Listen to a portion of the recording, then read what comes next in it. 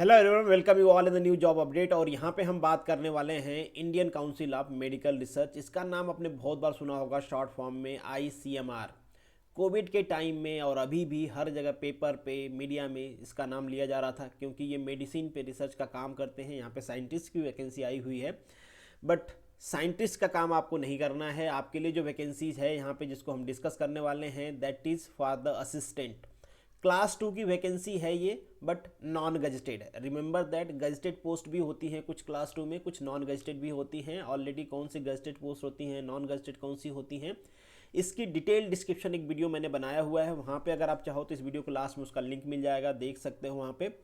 तो ये एक असिस्टेंट की पोस्ट है। इसमें काम क्या होगा बेसिकली, हालांकि एडवर्टीजमेंट में आपका काम मेंशन नहीं है, बट फिर भी मैं बता देता हूँ। जैसे किसी ऑफिस में आप चले गए, वहाँ पे आपके असिस्टेंट की जॉब लग जाएगी। डॉक्यूमेंट्स आपको मेंटेन करना होगा, या फिर किसी सीनियर साइंटिस्ट के ऑफिस में आपकी जॉब लग जाएगी।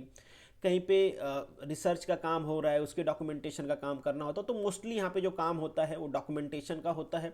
और आपकी जो पोस्टिंग है वो पूरी इंडिया में कहीं पे भी हो सकती है। आप डिमांड नहीं कर सकते हो कि आपकी पोस्टिंग यही पर्टिकुलर इसी सिटी में होनी चाहिए। बहुत सारे इनके रीजनल ऑफिस हैं, बहुत सारे इनके रीजनल सेंटर हैं, तो आपकी पोस्टिंग कहीं पे भी हो सकती है।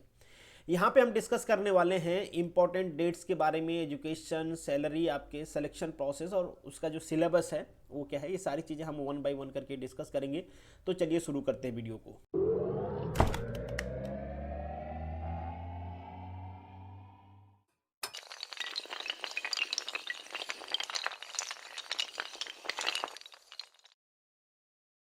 तो सबसे पहले बात करते हैं यहाँ पे नंबर ऑफ वैकेंसी की। नंबर ऑफ वैकेंसी टोटल कितनी है, 80 है। यहाँ पे आप कैटेगरी वाइज डिस्ट्रीब्यूशन देख सकते हो कि आपके कैटेगरी के लिए कितनी सीटें रिजर्व हैं, और ऑब्वियसली जनरल कैटेगरी में कोई भी अप्लाई कर सकता है। अब डेट की बात कर लेते हैं कि किन किन डेट को आपको ध्यान में रखना है। तो जो फॉर्म का एप्लीकेशन है वो स्टार्ट हो चुका है, आप कभी भी फिल कर सकते हो। आपको लास्ट डेट ध्यान में रखना है। और यहाँ पे सबसे अच्छी और सबसे इंपॉर्टेंट बात ये है कि आपको ये भी बता दिया गया है कि आपका रिटन टेस्ट कब होगा। तो रिटन टेस्ट की डेट आप ध्यान में रख लो। और इसके एक वीक बाद जब आपका रिटन टेस्ट हो जाएगा, उसके एक वीक के बाद आपका रिजल्ट भी डिस्प्ले कर दिया जाएगा। इनके ऑफिशियल वेबसाइट पे इन्होंने अपने एडवर्टीजमेंट में मेंशन किया है। तो आप देख लो कितनी फास्ट यहाँ पे रिक्रूटमेंट प्रोसेस चल रही है। जहाँ पे आप सरकारी नौकरी के लिए पूरे 1 साल 2 साल 3 साल इंतजार करते हो, यहाँ पे आपको विद इन 2 to 3 मंथ आपके पास गवर्नमेंट जॉब होगी, अगर आपकी अच्छी प्रिपरेशन है तो। और डेफिनेटली जो प्रोसेस फास्ट होते हैं वो फेयर भी होते हैं, वहाँ पे करप्शन के चांसेस नहीं होते हैं। एडमिट कार्ड भी आपके पास दिसंबर में अवेलेबल हो जाएगा। आगे हम डिस्कस करेंगे कि रिटेन एग्जाम होगा, उसके बाद स्किल टेस्ट होगा, क्या सिलेबस है, सारी चीज़ें डिस्कस करेंगे हम। अब हम बात कर लेते हैं कि ये जो पोस्ट है इसके लिए आपको सैलरी कितनी दी जाएगी। तो ठीक ठाक सैलरी है आपके पास, ऐसा नहीं है। एक आप कह सकते हो गवर्नमेंट जॉब में जो मिडिल क्लास, चूँकि क्लास 2 की वैकेंसी भी है ये, तो एक क्लास 2 की सैलरी भी आपको दी जा रही है। यहाँ पे आपकी जो एज है वो 30 ईयर से ज़्यादा नहीं होना चाहिए। और डेफिनेटली यहाँ पे जो रिलैक्सेशन है एज पर गवर्नमेंट रूल है, एडवर्टीजमेंट में मेंशन है। काफ़ी सारी चीज़ें थी, बट डिस्कस करने की जरूरत नहीं है। आप सभी को पता है कि as per central government rule कहीं पे भी आप सर्च करोगे तो मिल जाएगा। इसका एडवर्टीजमेंट भी आप पढ़ सकते हो। अगर आप किसी पर्टिकुलर कैटेगरी से बिलोंग करते हो तो आपको एज रिलैक्सेशन मिल जाएगा। अगर हम क्वालिफिकेशन की बात करें तो ये एक नॉन टेक्निकल पोस्ट है। हालांकि इस चैनल पे मैक्सिमम लोग टेक्निकल बैकग्राउंड से हैं, मतलब इंजीनियरिंग बैकग्राउंड से हैं, तो मैं उनके लिए बता देता हूं कि ये एक नॉन टेक्निकल पोस्ट है। डेफिनेटली आपके घर में कोई ना कोई होगा जो कि नॉन टेक्निकल बैकग्राउंड से होगा, तो आप उसको ज़रूर फिल कराएं। और आप भी अगर चाहते हैं कि आपके पास एक सिक्योर जॉब हो तो आप भी फिल कर सकते हैं, अगर आपने थोड़ा बहुत भी नॉन टेक्निकल की प्रिपरेशन किया है। इसके साथ आपके पास MS ऑफिस पावर पॉइंट का एक नॉलेज होना चाहिए, जो कि आजकल सबके पास होता है। आप तो प्रोफेशनल क्वालिफिकेशन है आपके पास तो डेफिनेटली होता है। चूंकि आप इंजीनियरिंग बैकग्राउंड से हो तो एक चीज़ मैं और कंफर्म कर देना चाहता हूँ, वैसे तो मैक्सिमम लोग यहाँ पे रेगुलर डिग्री वाले हैं। अगर कोई आदमी ऐसे है जो कि ओपन यूनिवर्सिटी या डिस्टेंस लर्निंग से अपनी प्रोफेशनल डिग्री किया है, चाहे वो इंजीनियरिंग किया हो, मेडिकल किया हो, फार्मेसी किया हो, या फिर बिजनेस रिलेटेड कोई कोर्स किया है, तो वो एलिजिबल नहीं है इस पोस्ट के लिए। इग्नू वाले, जो इग्नू है यूनिवर्सिटी, उससे अगर किसी ने किया है तो वो लोग एलिजिबल हैं। बाकी सारी डिटेल यहाँ पे है। फ़ी की, फ़ी थोड़ा ज़्यादा ले रहे हैं ये, बट डेफिनेटली गेट के आसपास की फ़ी है ये। और फ़ी के लिए जो PH कैंडिडेट हैं उनको एग्जम्प्ट किया गया है। बाकी देख सकते हो आपको कितना फ़ी भरना है। फ़ी ऑनलाइन पे करना है, सारा सिस्टम ऑनलाइन है, तो आपको बहुत ज़्यादा वरीड होने की ज़रूरत नहीं है। अब बात करते हैं रिटेन एग्जामिनेशन की। तो रिटेन एग्जाम जो होगा आपका वो 80 मिनट का होगा। वहाँ पे 80 मल्टीपल चॉइस क्वेश्चंस रहेंगे, वो 80 मार्क्स के रहेंगे। और इसका वेटेज भी 80% है, मतलब आपका जो सिलेक्शन होगा वो 80% उसमें वेटेज होगा आपके रिटन मार्क्स का, और जो 20% वेटेज बचता है वो स्किल टेस्ट का होता है। आगे हम स्किल टेस्ट की बात करेंगे। ध्यान रखना है यहाँ पे आपके पास नेगेटिव मार्किंग भी है अगर आप गलत आंसर देते हो तो। एक चीज और ध्यान रखना है कि जो जनरल कैटेगरी से बिलोंग करते हैं उनको रिटन टेस्ट में मिनिमम 50% मार्क्स लाना पड़ेगा, मतलब आपको 40 मार्क्स तो लाने हैं, तभी आपको स्किल टेस्ट के लिए बुलाया जाएगा, मतलब नेक्स्ट स्टेज के लिए बुलाया जाएगा।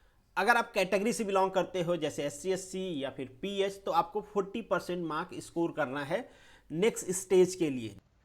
और यहाँ पे एक चीज और आपको ध्यान देनी है कि ये जो एग्जाम है केवल इंग्लिश में कंडक्ट किया जाएगा। रिटन एग्जाम की हम बात कर रहे हैं यहाँ पे, तो बहुत ज्यादा आपको प्रॉब्लम नहीं होने वाली है, क्योंकि क्या होता है जनरल बैचलर डिग्री जो होती है ह्यूमैनिटी साइड की अगर हम बात करें तो पर्टिकुलर किसी भी स्टेट में रीजनल लैंग्वेज में होती है, बहुत कम जगह इंग्लिश में होती है ये।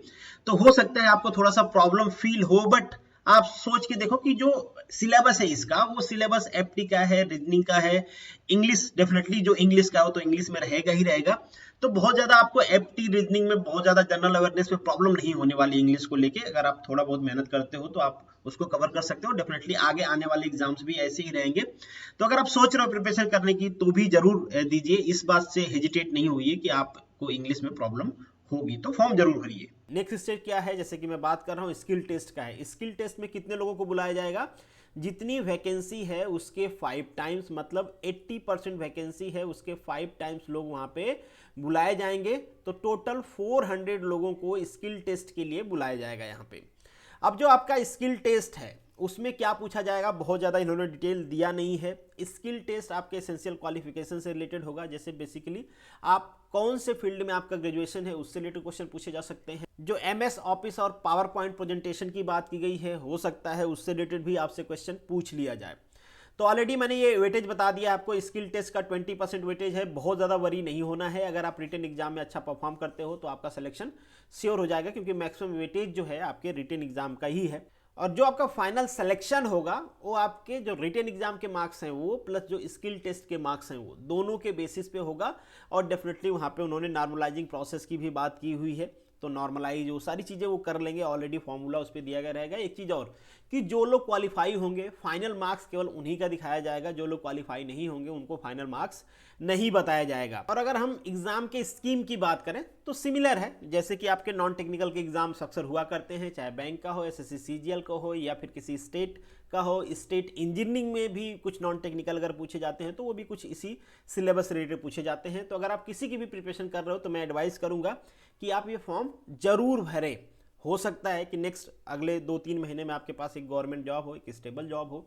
तो यहाँ पे जनरल इंटेलिजेंस 20 मार्क्स, 20 क्वेश्चंस, उसी तरीके से जनरल अवेयरनेस, क्वांटिटी एप्टीट्यूड और इंग्लिश लैंग्वेज, ये सारे सिलेबस सेम ही है। डिटेल में अगर सिलेबस आपको देखना है तो एडवर्टीजमेंट डाउनलोड कर लीजिए। एडवर्टीजमेंट मैं टेलीग्राम पे शेयर भी कर दूंगा, वहाँ पे डिटेल में एडवर्टीजमेंट में आपके मेंशन है कि क्या क्या सिलेबस से क्वेश्चन पूछा जाएगा। वैसे बहुत ज़्यादा आपको स्टिक नहीं होना है, जिस भी एग्जाम की आप प्रिपरेशन कर रहे हो सब जगह एक ही टाइप के सिलेबस पूछे जाते हैं। अगर आपने प्रिपरेशन किया है तो नो डाउट आप फॉर्म भरिए, अपीयर हुइए और एग्जाम जरूर दीजिए।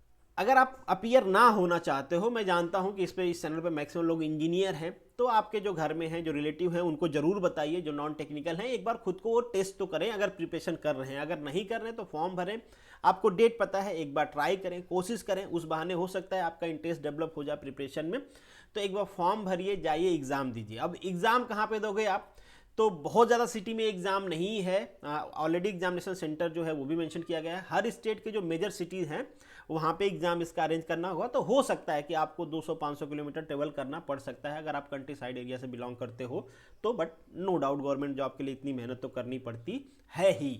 तो this is the end of this video. Thank you so much for watching this. मिलेंगे नेक्स्ट वीडियो में, तब तक के लिए all the best, good luck. Still कोई डाउट है तो कमेंट करिए, टेलीग्राम पे मैसेज करिए, इंस्टाग्राम पे करिए, जहां भी करना हो करिए, बस एग्जाम निकालिए।